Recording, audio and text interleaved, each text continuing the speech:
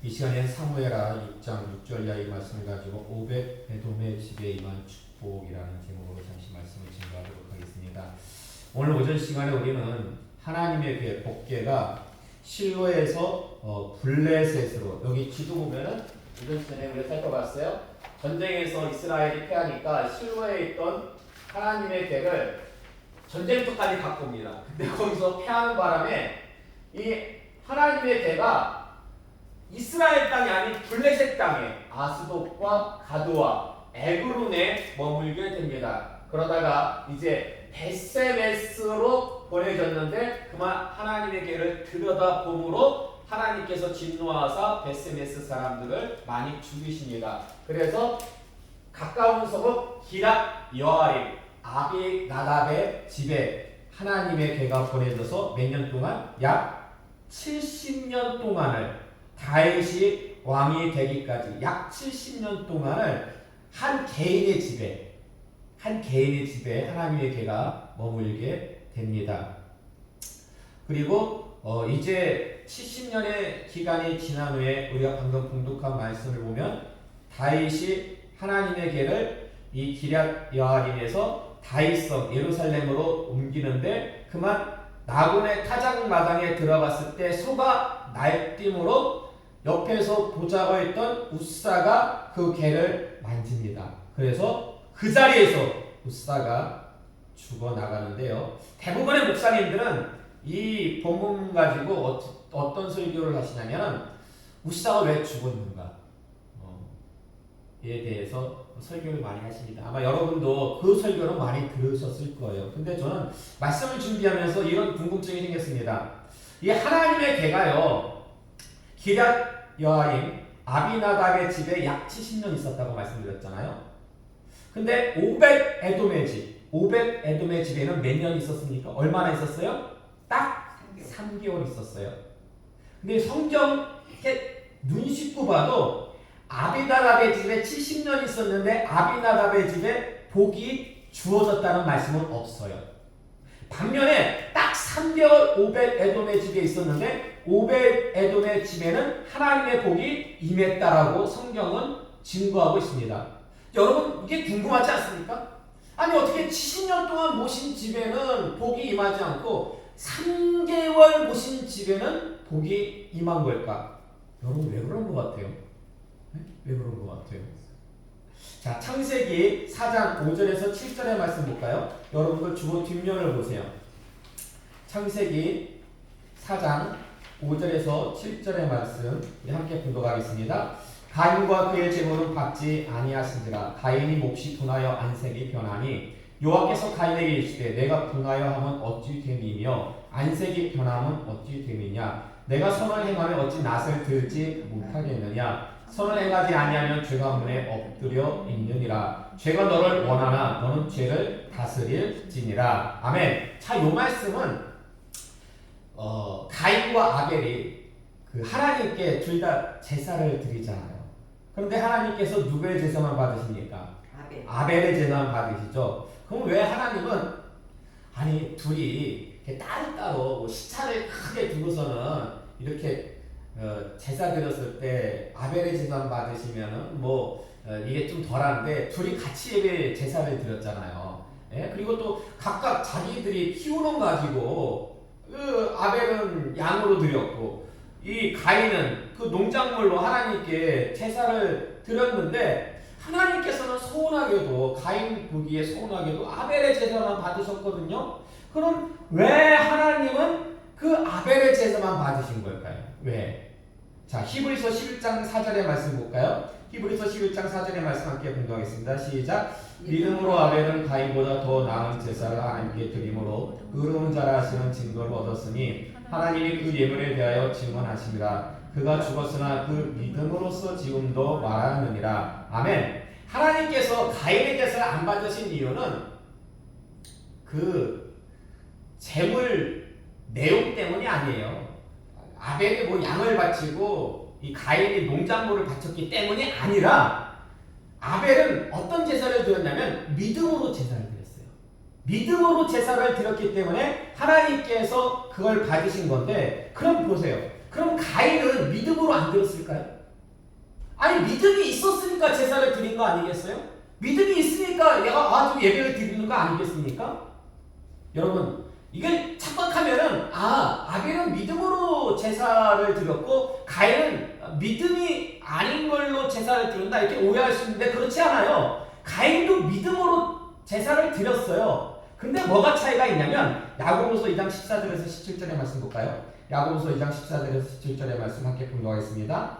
내 형제들아 만일 사람이 믿음이 있노라 하고 행함이 없으면 무슨 유익이 있으리요? 그 믿음이 능히 자기를 구원하겠느냐? 만일 형제나 자매가 헐벗고 이러할 양식이 없는데 너희 중에 누구든지 그에게 평안히 이르되 평안히 가라 덥게 하라 배부르게 하라 하며 그 몸에 쓸 것을 주지 아니하면 무슨 유익이 있으리요? 이와 같이 행함이 없는 믿음은 그 자체가 죽은 것이라. 아멘. 아하, 성경 말씀을 보니까 믿음에는 두 종류의 믿음이 있어요.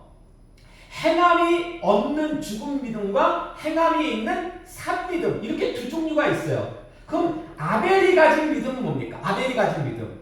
아벨이 가진 믿음은 산 믿음이요 행함이 있는. 반면에 가인이 가진 믿음은 뭐예요? 행함이 없는 죽은 믿음. 죽은 믿음.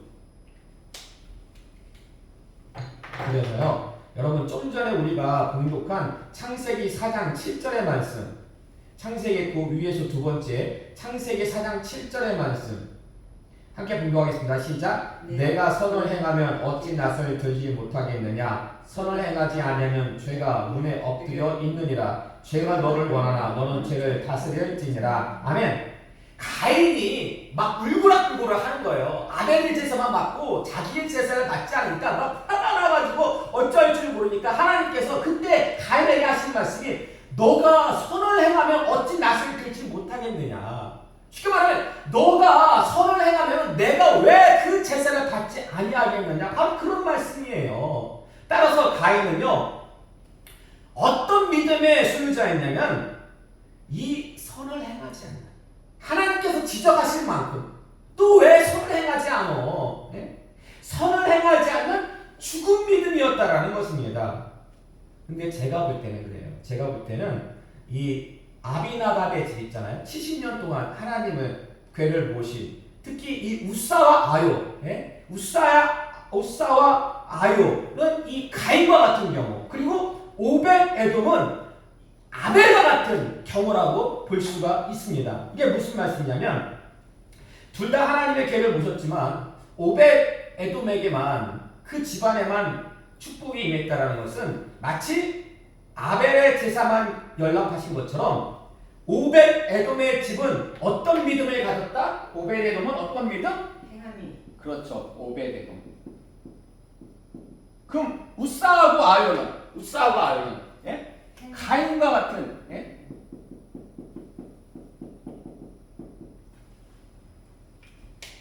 이런 믿음을 가졌기 때문에 하나님으로부터 복을 받지 못한 것이 아닐까라는 생각을 갖게 됩니다. 자, 그럼 오늘 본문에서 오늘 우리가 사무엘하 6장 6절에서 11절까지의 말씀을 읽었는데 이 본문에서 이 특별히 아비나답의 후손인 그 우사와 아요가 가진 이 죽은 믿음의 모습을 찾는다면 어떤 모습이 있을까? 제가 볼 때는 크게 두 가지예요. 첫 번째는 뭐냐면은 이 하나님의 궤를 모시려고 그들을 거룩히 구별했잖아요. 근데 거룩히 구별했다라는 것은 하나님께서 아론과 그 아들들을 제사장으로 세울 때 주신 말씀이거든요. 이로 볼 때 그 우사와 아요는 레위인이었지만 제사장은 아니었다. 근데 특별히 하나님의 궤를 모시기 위해서 별정지, 임시직으로 세운 제사장이었다 라고 학자들은 이렇게 추정한다는 거죠. 그래서 그냥 거기까지예요. 그들은 하나님의 궤를 그냥 자기 집에 모시는 데 있어가지고 그 역할만 충실하면 되는데 그걸 넘어서가지고 그 자기네 집에서 예루살렘 다윗성까지 그 옮기는 데 있어가지고 그 운반까지 자기들이 해야 되겠다라는 뭐예요? 욕심. 예. 그 주도권에 대한 욕심. 그리고 두 번째는 뭐냐면은 절대로 만지면 안 돼. 하나님의 궤는 무슨 일이 있어도. 근데 소가 날뛴다고 해가지고 하나님의 궤를 붙잡으려고 했던 성경적인 무지. 제사장이면 말씀을 알아야 되잖아요. 근데 이건 그냥 쉽게 말해가지고 무식한데 욕심만 많은 거야. 여러분 이거 아셔야 돼요. 무식한데 욕심 많다. 이건 반드시 탈락에 되어 있습니다. 반드시 탈락요. 근데 여러분 잘 생각해 보세요. 이런 욕심과 이런 무지가 어느 한순간에 갑자기 생긴 걸까요? 아니면 쌓이고 쌓인 결과일까요? 쌓이고 쌓인. 그렇죠. 자, 그래서요, 여러분 보세요. 하나님께서 가인의 제사를 안 받으셨잖아요. 예? 네, 선한 믿음이 아니었기 때문에. 그러면은 그 순간에만 정말 산 믿음이 없었던 것이 아니라 평소 삶이 어땠기 때문에? 평소 삶이 선하지 못했기 때문에. 하나님 보시기에 가인의 삶은 선한 삶이 아니었어요. 그렇기 때문에 하나님께서 그 제사를 안 받으신 거예요. 따라서 어찌 보면 이 웃사가 죽은 것도요, 그 순간에만 잘못했기 때문이라고 보기보다는 평상시 어떤 믿음으로? 예? 웃사도 평상시 가인처럼 죽은 믿음으로, 예. 우리 집에 하나님의 개가 있네. 우리가 모시고 있네. 나는 제사장이네. 하면서 어떻게 보면 굉장히 교만한 모습을 평소에 가졌다는 거죠. 그래서 평소 죽은 믿음으로 살았기 때문에 하나님께서는 그 나그네 타작마당에 이르렀을 때 소들의 날뛰임을 허용하셨고, 그래서 이로 인해 가지고 웃사가 개를 만져가지고 죽은 것도 어찌 보면 얻은 것이다. 하나님의 섭리였다. 하나님의 섭리였다라고 볼 수 있습니다. 근데 이걸 반대로 생각하면 오벳 에돔의 집은요, 딱 3개월만 하나님의 개를 모셨기 때문에 복을 받은 것이 아니라 평상시에 어떻게 살았기 때문에 오벳 에돔이 의롭게. 그렇죠. 의롭고 선하게 살았기 때문에 비록 3개월만 하나님의 개를 모셨어도 하나님의 복이 임했던 거예요. 그러니까 우리는 잘못 생각하면 그 3개월하고 70년 그 숫자에 연하는데 그 숫자에 연할 게 아니에요. 여기 칠판 보시면은 그 레위 지파 그 족보를 제가 좀 적어놨어요. 레위는 야곱의 세 번째 아들이에요. 예, 근데 그 레위에게는 3명의 아들이 있었습니다. 게르손과 고압과 무라리. 요 3명의 아들이 있었는데 이들이 광야에서 이동할 때에 그 성막에 있는 기구와 성물들을 갖다가 이들이 담당해가지고 운반을 했어요. 게르손하고 막내 아들 무라리는 그 성막을 갖다가 옮기는 데 있어가지고 수레에 싣고 옮겼어요. 수레에 싣고. 대신 그 안에 있는 성물들이 있잖아요. 하나님의 법궤를 비롯해가지고 그 성물들을 옮길 때는 고앗 자손이 반드시 어깨에다 메고 옮겼어요. 어깨 메고. 근데 이 고앗에는요 또 4명의 아들이 있었어요. 4명의 아들이 있었는데 첫 번째 아들이 아므람이에요. 이 아므람의 아들이 아론과 모세예요. 그러니까 모세의 아버지가 아므람이에요. 예. 그리고 둘째 아들이 이스라엘이에요. 이스라엘인데 이스라엘의 아들이 누구냐면 고라예요. 고라가 누구예요? 고라가 여러분이 잘 아시는 대로 광야에서 반역을 쿠데타를 일으켰던 사람이 바로 고라예요. 그러니까 고라는요 이 모세의 사촌이에요. 고종 사촌이에요. 예. 모세가 이 고라가요 반역을 일으킬 때 혼자 일으킨 것이 아니라 여러 사람들 다단과 아비람과 온 그리고 이스라엘의 그 지휘자들 지휘관들 250명. 와 대단한 거죠 이거는. 예? 개개인이 아니라 이스라엘 그 지파의 지휘관들 250명 엄청나게 많은 사람과 해가지고 쿠데타를 일으켰던 거예요. 이때 쿠데타를 일으켰던 이유에 대해서 학자들은 어떻게 얘기하냐면 이 고라는 같은 네 지파로서 아마 아론의 그 대제사장 직분을 탐냈던 것 같다. 그리고 나머지 사람들은 모세의 그 지휘권을 탐냈던 것 같다. 그랬기 때문에 짝짝꿍이 맞아가지고 반역을 일으킨 것이 아닐까라고 그렇게 학자들은 해석하는데 어쨌든 이 반역으로 인해가지고 하나님께서 어떻게 심판하시냐면 이 고라 일당이 산채로 땅이 꺼져가지고 소울에 빠져 죽습니다. 땅이 갈라져요.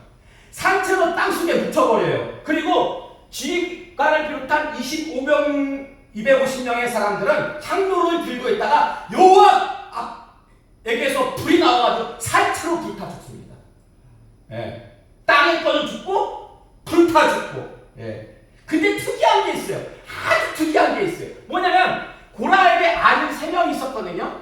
근데 이 고라의 아들들은 살아.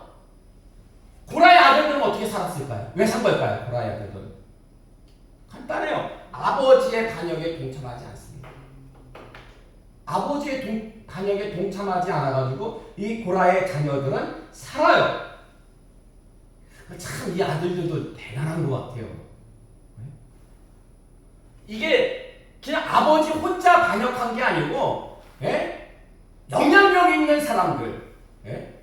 250명 이상 되는 사람들이 함께 모여 반역을 할 때 이 주동자가 고라였거든요. 그러니까 그 아들들이 당연히 아버지랑 한마음 한뜻이 돼야 될 텐데 그 아들들이 볼 때는 이건 하나님의 뜻이 아니야. 이건 하나님 말씀과 안 맞아. 비록 아버지가 주동했다 할지라도 우리는 아버지 뜻에 협조할 수 없습니다. 야, 대단하죠. 이 정도면은 아버지랑 뭐 하는 거예요? 의절하는 거죠. 아버지랑 의절하는 거죠. 너희들이 어떻게 그럴 수가 있어? 천륜인데, 예? 부모 자식 간의 관계를 갖다가 어떻게 그럴 수가 있어? 근데 부모 자식 관계보다 더 중요한 게 뭐예요? 하나님과의 관계죠. 하나님과의 관계. 예. 근데 여러분 정말 중요한 게 뭐냐면 이 고라의 아들들이 살았잖아요. 이웃손 가운데 누가 있다? 이웃손 가운데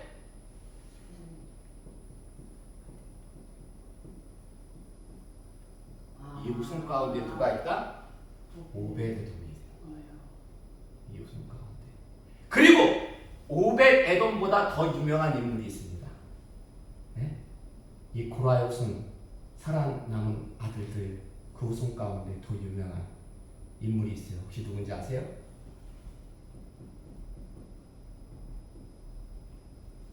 사무엘이에요. 사무엘. 예. 그러니까 만약에 그 아들들이 그때, 예? 아버지 반역에 같이 동참했으면은 오벳에돔도 없고 사무엘도 없는 거예요.